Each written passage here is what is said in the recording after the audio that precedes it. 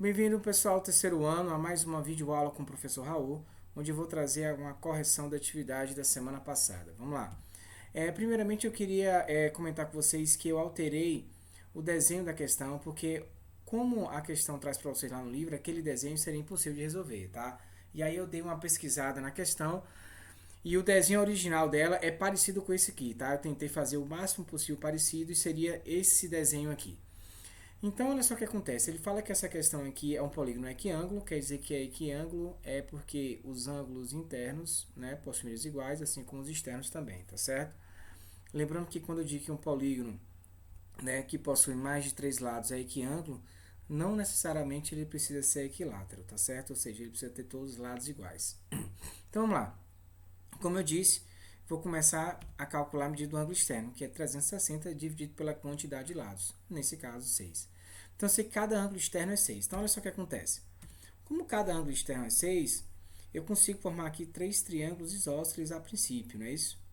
Só que, como cada ângulo da base do triângulo isósceles vale 60, o terceiro também é 60. E nós sabemos que para um triângulo, quando você tem os três ângulos congruentes, necessariamente os três lados são congruentes. É o que nós chamamos de triângulo equilátero, certo?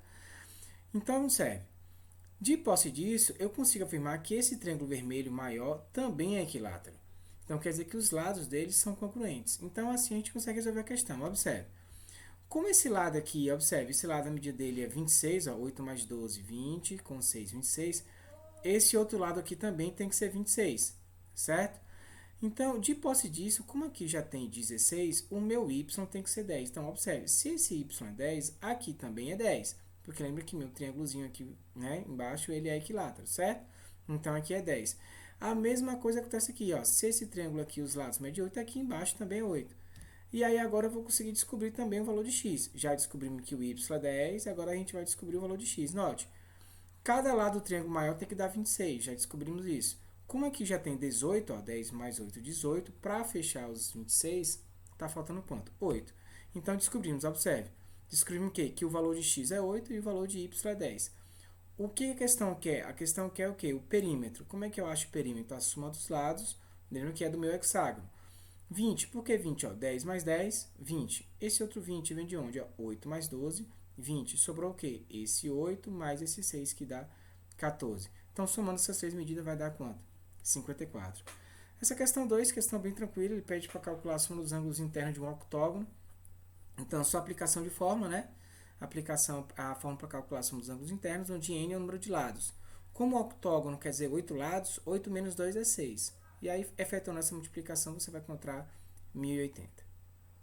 Questão 3 agora, pessoal. O que acontece aqui? Né? O desenhista foi interrompido durante a realização de um trabalho e seu desenho ficou como na figura. Então, ele foi interrompido e parou aqui, não é isso?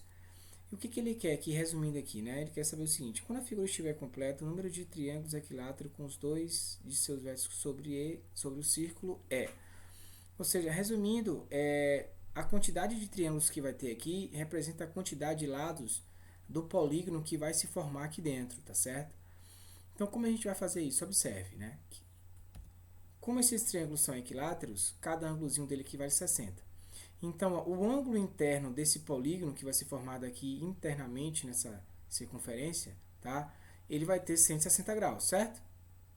E o ângulo externo, lembrando que a relação entre ângulo interno e externo tem que dar 180, consequentemente o ângulo externo é 20 graus. Eu venho falando para vocês desde o começo dessa aula, né, que a gente vem falando de diagonais e de ângulos de um polígono, que eu sempre procuro o ângulo externo porque a fórmula dele é mais simples, né? Então, sério, o ângulo externo desse polígono que vai se formar aqui dentro é 20 graus. A fórmula do ângulo externo é 360 dividido pelo número de lados, certo? Multipliquei cruzado aqui, não é isso? 20n é igual a 360. 360 dividido por 20 vai dar quanto? 18. Ou seja, esse polígono vai ter 18 lados. Se ele vai ter 18 lados, é porque vai ter 18 triângulos equiláteros, ok? Então, a alternativa correta é a letra E. Questão 4, né? Um robô ele se movimenta da seguinte forma: ele parte inicialmente do ponto A, anda 5 metros, vira à esquerda 60 graus, aí anda mais 5, ou vira à esquerda 60 graus. Aí o que acontece? Chega aqui, vira 60 graus e anda mais 5. E assim até fechar o polígono. Ele quer saber quantos lados tem esse polígono. Então, olha só, mais uma vez. De sorte, ele me deu um ângulo externo, que é 60 graus. Aplico a fórmula do ângulo externo, tá vendo? multipliquei cruzado aqui, não é isso? 60n é igual a 360, então, se eu pegar 360 e dividir por 60, vai dar 6 lados. O que essa questão traz para a gente, né? A gente tem essa engrenagem, né? E aproveitando aqui para a gente ganhar tempo, o que mais importa nesse enunciado é esse finalzinho aqui, ó. Ele fala que esses pontos são vértices de um polígono regular cujos ângulos externos medem 15 graus cada um. Quantos dentes terá essa engrenagem? Ou seja, a quantidade de dentes vai ser a mesma quantidade de lados que esse polígono tem. Então, como ele me deu a medida do ângulo externo, que é 15, a fórmula para calcular a medida de um ângulo externo é 360 dividido por n, né? Então, efetuando a multiplicação cruzada, que você vai ter 15n igual a 360, e se eu pegar 360 e dividir por 15, vai dar quanto? 24. Questão bem tranquila, né? A questão 1 é uma questão que envolve número de diagonais com probabilidade, né? O que ele fala aqui? Tomando-se ao acaso uma das diagonais formadas pelos vértices de um octógono regular, a probabilidade de que a diagonal passe pelo centro do octógono. Então, o que eu tenho que fazer? Primeiro eu calculo o total de diagonais desse polígono, lembrando que n é 8, né? Então, ó, 8 menos 3, 5, né? Então, dá para simplificar aqui, ó. Então, 4 vezes 5, 20. Tá aí. Esse é o total de diagonais. Agora, eu tenho que descobrir o número de diagonais que passam pelo centro desse octógono, que é n sobre 2, onde n é o número de lados. Então, 8 sobre 2, que é 4. Então, para eu calcular a probabilidade, né, isso? Para eu saber a probabilidade de quantas diagonais passam pelo centro, né? É isso que ele quer saber, a probabilidade de eu escolher uma casa e ela passar pelo centro, é isso que ele quer.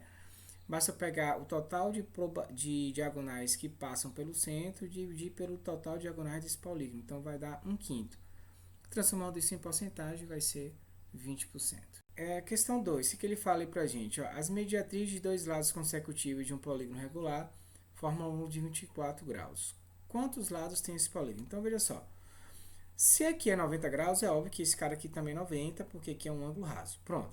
Observe que essa figura aqui, gente, é um quadrilátero. E a soma desses quatro ângulos tem que ser 360. O que eu vou fazer? Vou descobrir quanto vale esse ângulo interno aqui, ó, esse cara. Então, quem vai ser esse cara? 360, que é a soma, né, que tem que dar aqui desses quatro ângulos, menos 204, que é justamente a soma dos três ângulos que nós já temos, ó, 90 com 90, 180, mais 24, 204. Então, 360 menos 204 dá quanto? 156. Isso quer dizer que a medida de cada ângulo interno desse polígono vai ser 156. Lembra que eu falei para vocês? Vamos atrás do ângulo externo, porque a fórmula dele é mais simples. Então, eu sei que a relação do ângulo externo com o interno é que a soma deles é 180. Então, para eu calcular a medida do ângulo externo, vai fazer 180 menos a medida do ângulo interno que eu acabei de encontrar. Ou seja, o meu ângulo externo mede quanto? 24. Aí agora eu vou aplicar a fórmula do ângulo externo. Olha só, o ângulo externo é 24. Para calcular a medida do ângulo externo é 360 dividido por n. Multiplico cruzado aqui, né? 24n é igual a 360. E se eu pegar 360 e dividir por 24, vai dar 15. Por aqui a gente encerra. Vou deixar mais uma atividadezinha para vocês lá. Tá certo, pessoal? Bom estudo e até a próxima.